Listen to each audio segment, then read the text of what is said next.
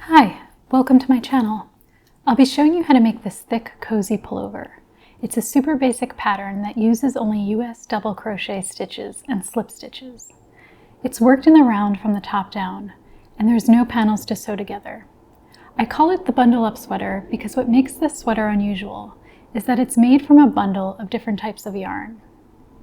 I'll be using 5 different colors and textures with sizes ranging from baker's twine to jumbo weight yarn. You'll be gathering the yarn together and working with it as though it were one strand of yarn. Here's a sweater I've already completed that uses 6 different strands of yarn. It's this thickness that makes this pullover work up so quickly. I made this sweater in a day. In this video, I'm making an oversized sweater to fit a women's size US 2-4, and it used about 252 yards for each strand of yarn. I'll post the yarns I'm using along with the rest of the supplies in the description. You'll also need a pair of scissors, a tapestry needle, 2 safety pins, and this giant 30mm crochet hook. The pattern itself is extremely basic. I'll be working in a continuous spiral, but you could easily do the sweater with joined rounds if you prefer. The only thing that makes it a little tricky is knowing your stitch anatomy, because the bundle makes it more difficult to see where your hook goes than if you were working with just one strand of yarn. I'll walk you through it here, but if it's your first time working with double crochet stitches, I recommend watching my loopy sweater jacket video. The link is up in the corner of your screen, where I explain stitch anatomy and double crochet, and then do a little practice swatch to get comfortable knowing where your hook goes. If you want some practice working in the round with a bundle of yarn on something small before starting your sweater, check out my pom-pom coin purse video that I'll link to up in the corner. The general overview for the construction of this sweater is, starting with the neckline, you'll work outward in rounds, with every other round having increases.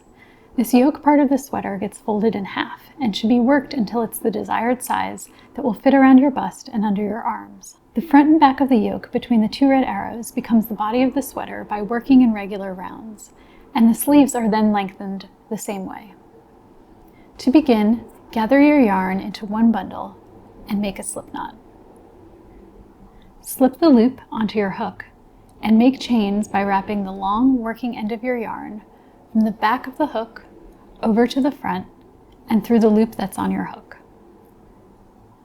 That was one chain, and I'll be making a total of 20 chains for my sweater. This chain is going to form the collar, so when it is joined into a circle, it will need to be big enough to comfortably fit over your head. Test the size by wrapping it around the widest part of your head and make sure it can easily slip on and off. You may need to stretch it out a little to get a feel for the true size. Lay the chain out so that the V's are pointing to the left, like less than symbols. And double check that you have the correct number of chains, in my case 20. Next, you'll join the chain into a circle. Find the chain that is closest to your slip knot. Keeping your chain flat and not twisted, take your hook and insert it into the top loop of that chain. You'll have 2 loop bundles on your hook. Take the working yarn, wrap it over to the front of your hook and under the groove, and then slip the 2 loops off your hook. You may have to do it 1 loop bundle at a time and use your fingers to help things along where needed. Working with a hook this large takes some getting used to and a little patience. Next, double check that your head can fit comfortably through the opening of your work. Find the chain next to your hook that you just worked and put a safety pin in it like this, which will act as a stitch marker, indicating the last stitch in your round. Then make a slip stitch into the next chain, the one next to where your working yarn is coming out of, by inserting your hook, yarning over, and pulling through both loops on your hook. Use your fingers to help things along, and it will get easier once you've double crocheted a couple rounds. Continue making a round of slip stitches until you make your way back to your safety pin. When you get to your safety pin, remove it and make a slip stitch in that stitch as well. Then put the safety pin into that last completed stitch. The remainder of the yoke is made with double crochets and will go like this. Each round will alternate between increases and no increases. The first round of increases will be in every second stitch. The second round of increases will be in every third stitch. The third round will be in every fourth, and the final round of my yoke will be increased in every fifth. Before I begin working my first round of increases, to make things clear, I'll show you the double crochet stitch on a single strand of yarn and the slight change I am making for this sweater. Normally with a double crochet stitch, you'd insert your hook into both the front and back loop right here. But for this project, because the yarn is so bulky, I'll be crocheting only into the back loop of what looks like this greater than symbol. And it will go like this. You have the stitch you just worked with all the yarn coming out of it. Find the next unworked stitch to the left. Wrap your yarn over the hook. Insert your hook into the back loop. Yarn over and pull up a loop. There will be 3 loops on your hook. Yarn over and pull through 2 loops. Then yarn over and pull through the last 2 loops. And there's 1 loop left on your hook. Okay, so back to the sweater. You'll make a round of these double crochet stitches in the following pattern until you get back to your safety pin. The pattern for this round is increase in every second stitch, meaning double crochet into the first stitch, make 2 double crochets into the second, 1 into the third, 2 into the fourth, and so on. I've used my tapestry needle to show where the next stitch is to be worked. To make the first double crochet, yarn over, insert your hook into the back loop, yarn over, and pull up a loop. Yarn over and pull through 2 loops on your hook. And then yarn over and pull through the last 2 loops.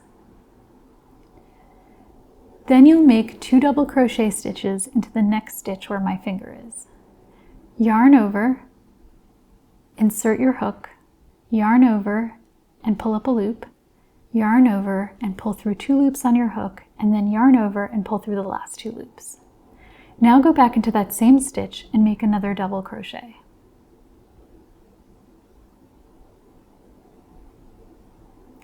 Into the next stitch, you'll repeat the pattern and make 1 stitch. And keep making an extra stitch into every second or every other stitch until you get to your safety pin. When you get to your safety pin, remove it and make your last 2 double crochets in that stitch.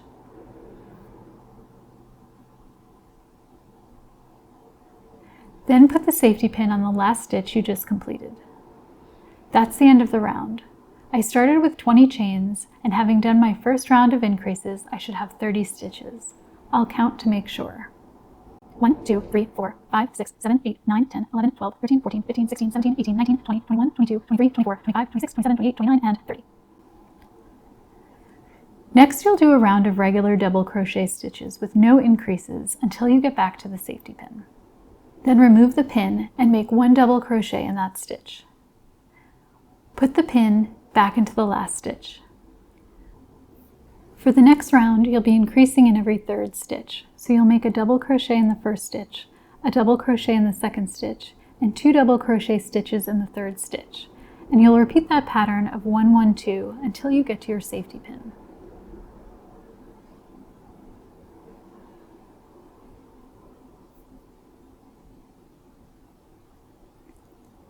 Then remove the pin and make 2 double crochet stitches in that stitch.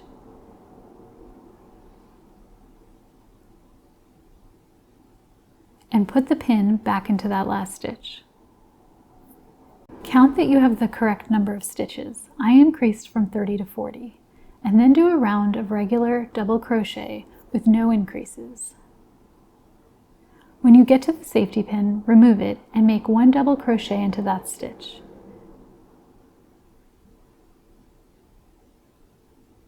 Then place the safety pin into the last stitch. You'll do another increase round. This time the pattern is to increase in every 4th stitch. So you'll make a double crochet into the 1st, 2nd, and 3rd stitches, and then into the 4th stitch, you'll make 2 double crochets. If you happen to lose track of your stitch count, you can always stretch the work out a bit, and here you can see the difference between regular stitches with 1 vertical post, compared to the 2 of an increased stitch.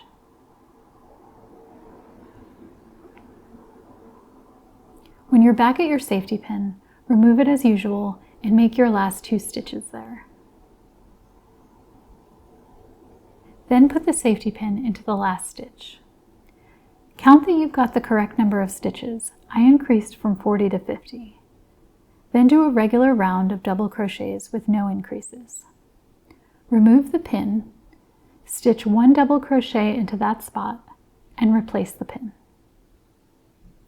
This is the last round of my yoke, and it will be an increase round. This time I'll be increasing into every 5th stitch.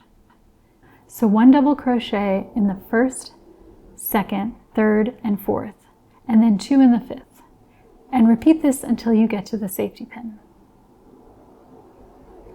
When you get to the pin, remove it and put the last 2 double crochet stitches in there. Then put the safety pin back on. I find it helpful for the next step to put it through both the front and back loops of the stitch, like this, if your pin can hold it.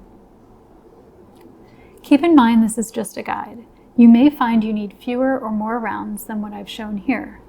Or you may find, based on your supplies or size, that it works better for you to substitute some no increase rounds for increase rounds so you can get to your desired width in less space.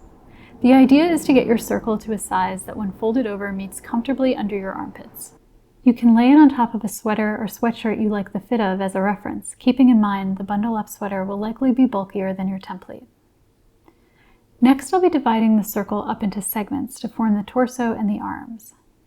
After my safety pin, I'm counting out 13 stitches.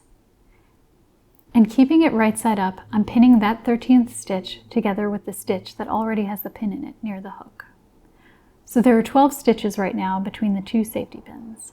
Smooth out your work and do the same pinning to the other side, mirroring the same number of stitches you made for the other armhole.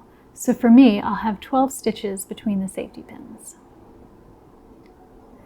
Now that you've pinned your armholes, you'll try on your work to make sure it can come on and off easily. If your mirror is far away from where you are working, you can put the yarn into a paper bag and take it with you to keep things from getting tangled. Once you've tried your work on and made sure everything fits comfortably, you'll begin to work the body of the sweater. Double crochet in rounds with no increases until you get to the desired length of your sweater. When you do your first round, don't work into the stitches with the safety pins in them. You'll work those when you get to the sleeves. Keep double crocheting, and when you get to the length you like, mine is about 23 inches long, you'll notice a slight slope in the work because, as I mentioned earlier, this sweater is worked in a continuous spiral. So to even it out, taper it off by making 1 single crochet into the next stitch by inserting your hook, yarning over, pulling up a loop, and then yarning over and pulling through both loops. And then in the next stitch, make 1 slip stitch. Then remove the hook from your work and make sure everything looks good before cutting it. Leaving about a 5-inch tail, cut the yarn and feed it through the loop to close up your work. To add length to your sleeves, make a slip knot and insert your hook into the loop. You'll see a large gap beneath your safety pins. To close it up and attach your yarn, grab 1 loop from each of the vertical posts that are on both sides of the gap and join them together with a slip stitch, like this. Remove the safety pin and count to make sure that you have the correct number of stitches. I should have 14 stitches. That's 12 plus the 2 that the safety pin was holding. And now start your rounds of regular double crochet stitches, working in every stitch of your sleeve with no increases until you get to the length of your desired sleeve. Mine is about 23 inches from the collar to the cuff. Then, to reduce the size of the cuff, slip stitch 2 stitches together for a round. To do this, insert your hook into the next stitch. Yarn over and pull through 1 loop. Then insert your hook into the next stitch. Yarn over and pull through all the loops. You may have to use your fingers to help get the loops off the hook. Repeat this slip stitch 2 together round until you are back where you started. Then chain 1 and cut your yarn, leaving a tail. Remove your hook and feed the tail through the loop, making a knot. Repeat these steps for the other sleeve, and then sew in the tails of your yarn. And your bundle up sweater is complete. I'll be posting more videos soon, so if you enjoyed this project, please consider subscribing and stay up to date on new videos as they come out. See you next time!